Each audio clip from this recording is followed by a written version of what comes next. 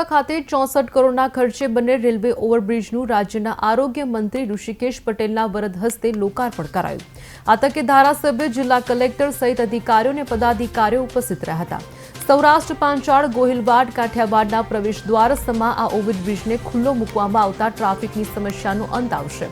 ધંધુકા વિસ્તારમાં સતત વિકાસ થઈ રહ્યો છે। એક પછી એક નવા પ્રકલ્પો આકાર લઈ રહ્યા છે। ઓવરબ્રિજ થકી ટ્રાફિકની સમસ્યાનો કાયમી ઉકેલ આવ્યો છે।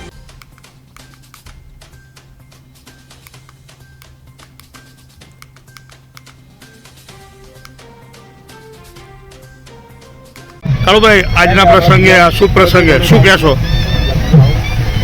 આપ સૌ જાણો છો કે આપણા ધંધુકા અને સૌરાષ્ટ્રનો ટ્રાફિક બાબતે મૂંઝવતો પ્રશ્ન એ આ રેલવે ફાટક હતું।